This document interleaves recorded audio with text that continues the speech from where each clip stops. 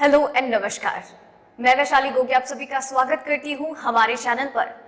दोस्तों, corona virus महामारी अब लगातार बढ़ती ही जा रही है।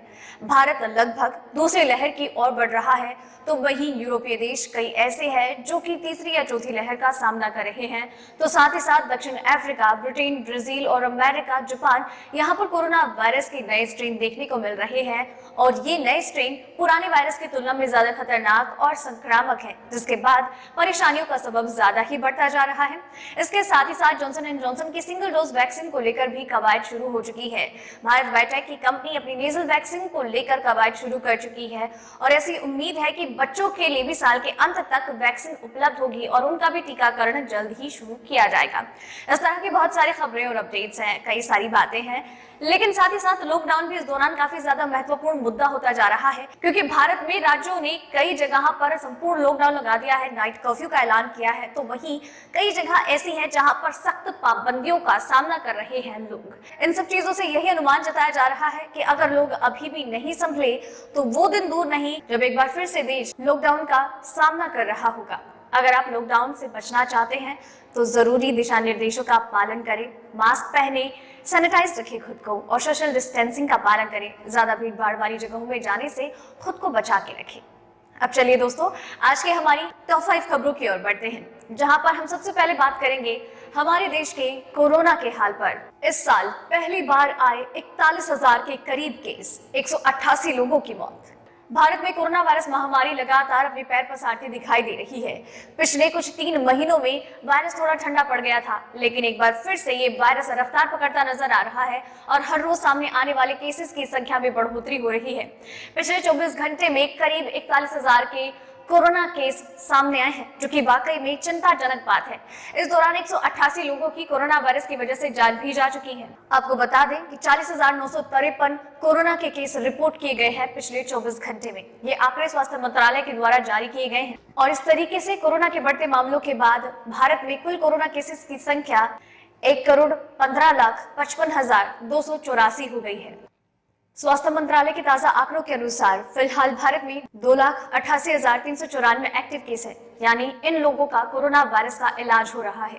दूसरी अपडेट, महाराष्ट्र में कोरोना के 25,000 से ज्यादा केस। क्या एक बार फिर से लगेगा लॉकडाउन?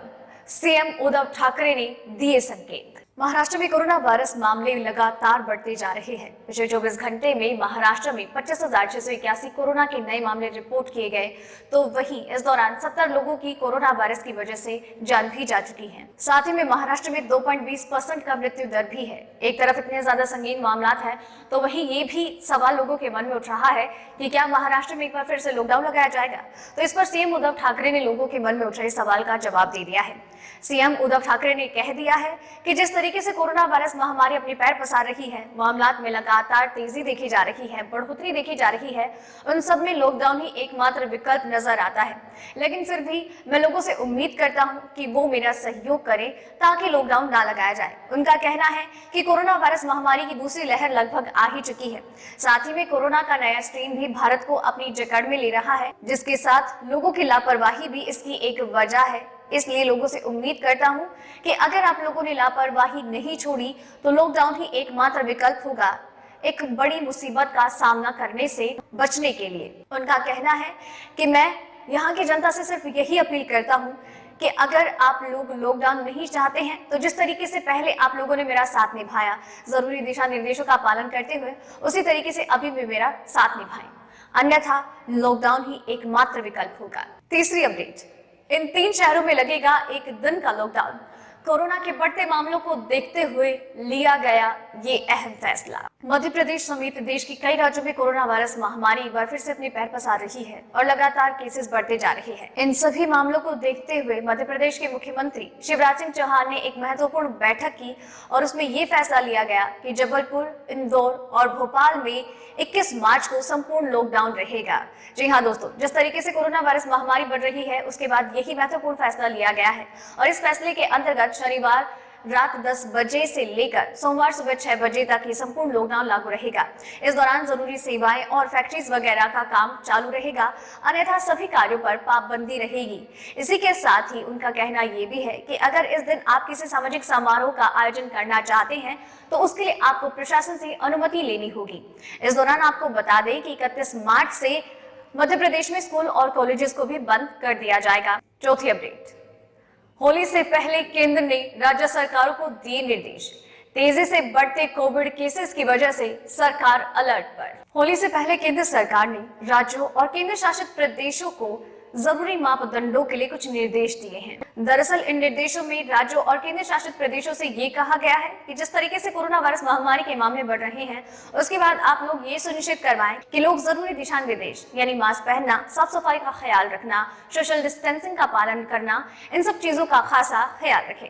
आपको बता दें कि जिस तरीके से देश में कोरोना के मामले बढ़ रहे हैं, उसके बाद केंद्र सरकार खासा अलर्ट मोड में है और उन्होंने इसी के बाद ये जरूरी दिशा निर्देश लोगों को पालन करवाने के लिए कहा है। दरअसल केंद्र शासित प्रदेशों और राज्यों के सचिवों के साथ एक मुख्य बैठक में गृह सचिव अजय भल्ला ने कहा कि आप लोग ये सुनिश्चित करें कि लोग जरूरी दिशा निर्देशों, मापदंडों का, गाइडलाइंस का ठीक तरीके से पालन करें ताकि त्योहार में यानी कि होली के रंग में भंग ना पड़े और कोरोना विस्फोट जैसा मामला ना देखना पड़े।